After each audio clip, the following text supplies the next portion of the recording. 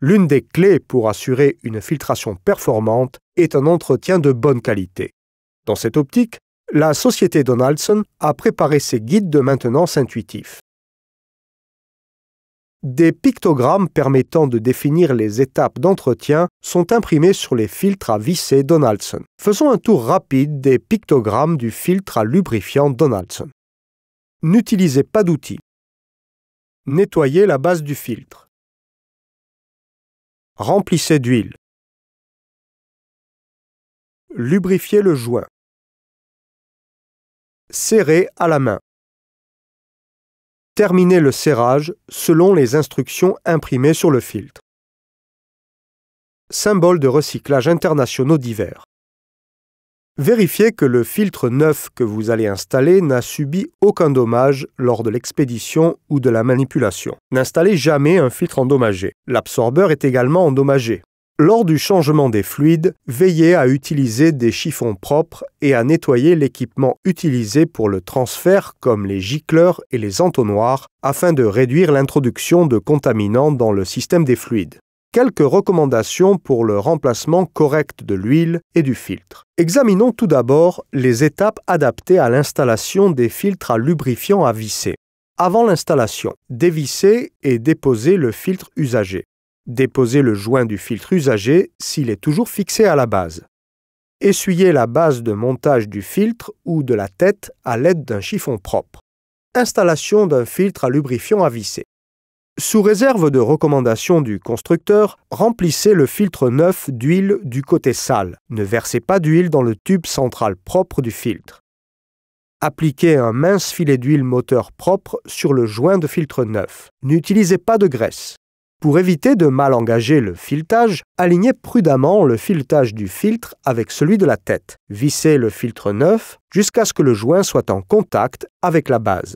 Suivez les instructions indiquées sur le filtre pour connaître la spécification de couple concernant le serrage final. Vérifiez que le joint du filtre neuf est correctement posé dans la rainure.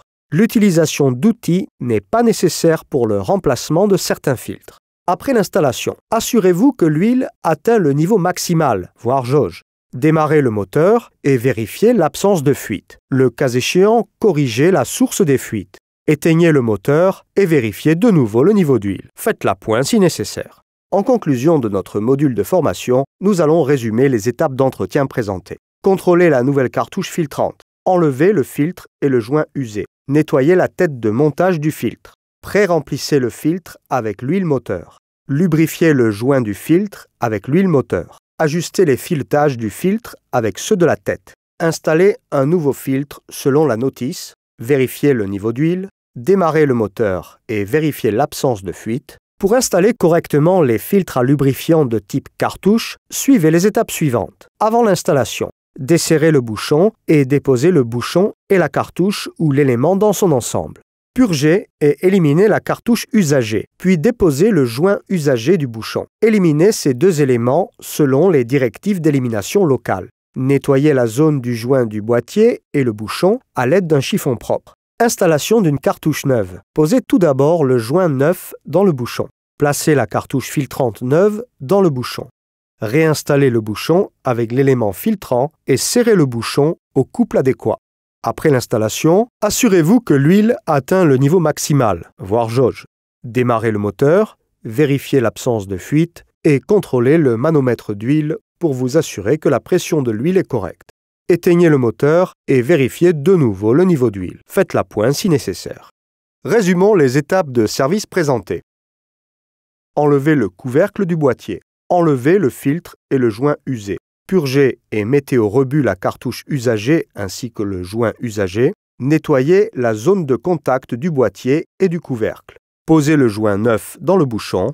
Installez un nouveau filtre selon la notice. Replacez le bouchon du radiateur. Vérifiez le niveau d'huile. Démarrez le moteur et vérifiez l'absence de fuite. En complément des étapes d'entretien, voici quelques conseils de dépannage. Voici un circuit de lubrification de moteur simplifié en fonctionnement normal dont le pressostat est ouvert et fonctionne normalement.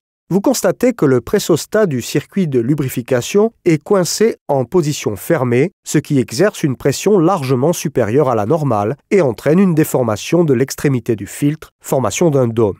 La photo suivante représente la formation d'un dôme sur un filtre en raison d'une accumulation excessive de pression dans le circuit de lubrifiant. Une pression du système de lubrification anormalement élevée a entraîné l'inversion de cette plaque piquée, et ce filtre a développé une fissure verticale révélatrice d'une fatigue à la pression. Le constat de la présence de l'un de ces indicateurs de pression excessive dans le circuit de lubrification d'un moteur diesel vous offre l'opportunité de résoudre des problèmes en cours de développement avant l'apparition de dommages supplémentaires. Ces informations d'entretien sont considérées comme guides de pratique d'excellence. Cependant, elles n'ont pas pour but de remplacer ou supplanter les instructions d'entretien fournies par le constructeur de votre moteur ou de votre véhicule.